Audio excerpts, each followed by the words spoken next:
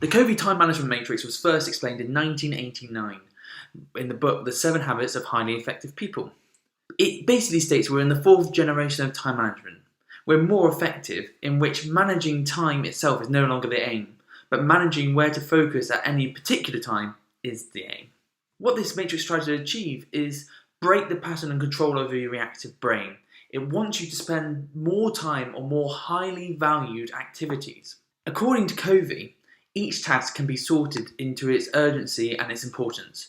All in all, we have 4 categories of tasks that are shown in this little box. So this is the matrix. It's just a 4x4 square with urgent on the X, urgent and not urgent on the X-axis at the top, and important, not important. So I'm going to go through each quadrant and give the definition that Covey does, which is on page 151 of the 1989 edition of 5 Habits of Highly Effective People.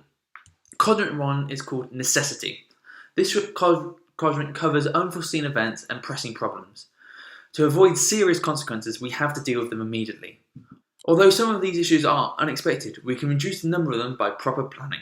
So quadrant 1 is all that kind of last minute stuff, the life work, if that were. When you're doing a research degree, life does get in the way and you can't predict that or plan for that. You just have to deal with it. So that's what quadrant 1 does. It deals with just life, stuff you can't really plan for. Quadrant 2 is about extraordinary productivity. As tasks in this quadrant are not urgent, we might put them off for ages. Yet, this is the worst mistake we can make. Ideally, this is the quadrant where you should spend most of your time working on strategic, high-impact tasks. So this quadrant is actually the most important. This quadrant is about how you could develop yourself.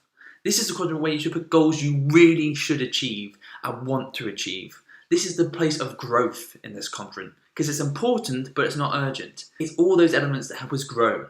And this quadrant is where you should be focusing a lot of your energy on. Quadrant 3 is called distractions. So these are urgent tasks, but they are not important to the long-term goals you're trying to achieve. They just distract you from your key goals. As President Dwight Eisenhower put it, what is urgent is seldom important. Although it's impossible to avoid these issues entirely, you should try to reduce their number. For instance, by delegating them to someone else on your team, or by setting yourself a little amount of time at the beginning of the day to deal with them. For example, these ones are like emails that are important to get done, but you could spend too much time on it. What I do at the beginning of each of my day is I set myself an hour on my calendar. You can see it here. With that hour, I give myself time to answer those emails and focus on these urgent but distracting conversations that I've been having. So I can focus on quadrant 2.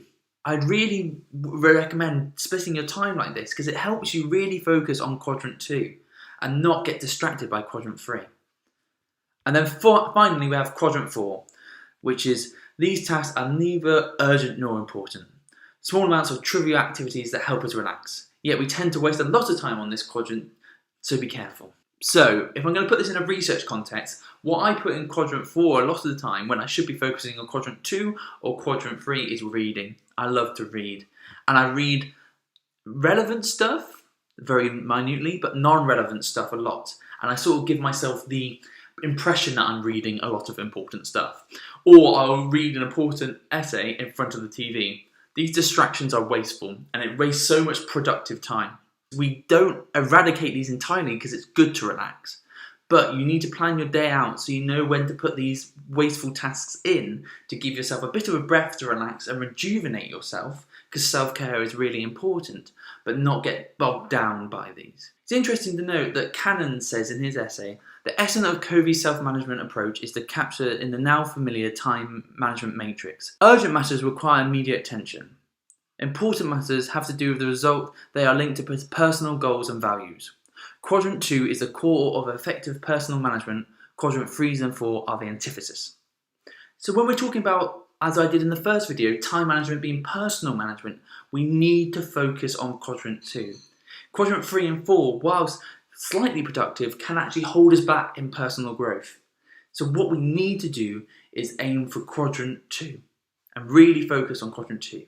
This is an example of what I did in my project just recently, of the project week. I sat down and said, what are the most important and urgent tasks? As you can see, there's a lot of important and urgent tasks, a lot of essential to get done. That is because it's research week and I needed to gauge lots of people. But then you see that I still have elements of growth in there, elements I'm going to achieve through the work I'm doing.